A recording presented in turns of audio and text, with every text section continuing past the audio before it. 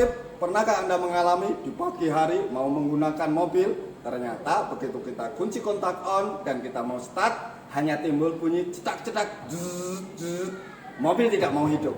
Kira-kira apa penyebabnya sobat otomotif? Kita akan mempelajari, mengupas tuntas tentang kejadian yang dialami oleh sobat otomotif. Oke sobat otomotif, mari kita bahas kejadian pagi hari pada waktu kita mau nyalakan mobil ternyata tidak mau hidup. Ada salah satu komponen di mobil, di unit mobil, itu sebagai sumber tenaga listrik, yang mana dia akan menyuplai tenaga listrik untuk menghidupkan suatu kendaraan. Kendaraan ada yang namanya aki atau baterai. Nah, bila aki kejadian tadi namanya adalah aki ngedrop atau swak. Jadi aki ini bukan salah satu sumber dari suatu tenaga. Aki fungsinya dia hanya sebagai penyimpan. Jadi arus itu bisa habis. Bagaimana biar arus tidak bisa habis? Maka ada yang namanya sistem pengisian atau mungkin kita biasa menyebutnya dinamo isi. Nah, dia fungsinya untuk mencarger. Jadi pada waktu kejadian pagi tadi, hari tadi, orang tidak bisa menyalakan mobilnya, tidak bisa menghidupkan mesin mobilnya dikarenakan akinya soak. Sobat otomotif, di pertemuan kita kali ini saya akan memberikan tips bagaimana membuat yang namanya aki atau baterai itu tetap awet selama 2 atau 3 tahun ke depan. Tip yang pertama adalah bila mobil jarang dipakai, maka 2-3 kali dalam 1 minggu, entah itu siang, sore, ataupun pagi, ataupun malam, mobil dipanasi atau dihidupkan. Kenapa harus dihidupkan? Selama 2 atau 3 kali dalam seminggu, di mobil tadi ada yang namanya sistem charger atau pengisian.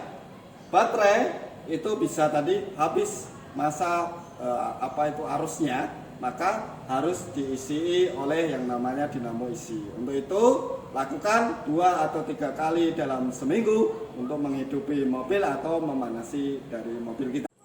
Sobat otomotif, tip yang kedua, bila sobat otomotif berpergian jauh, meninggalkan rumah atau mudik, otomatis mobil akan ditinggal di rumah tanpa pengawasan. Tidak ada orang yang mungkin dititipi untuk memanaskan. Maka tip yang kedua, bila sobat otomotif lama meninggalkan rumah, mungkin 1 bulan, 2 bulan, 1 minggu, jangan lupa untuk melepas kabel terminal negatif.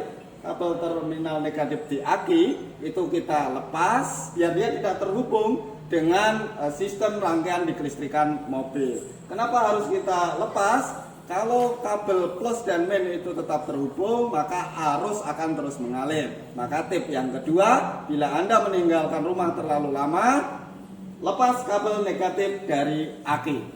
Seperti itu sobat otomotif. Sobat otomotif, untuk tip yang ketiga, kita harus selalu memeriksa air aki. Jadi air aki ini ada tandanya, ada upper dan lower. Maka bila ternyata air aki kita berada di bawah garis lower, kita harus mengisi kembali. Dari sel 6 sel ini kita isi air aki yang murni, yaitu botolnya yang warna biru.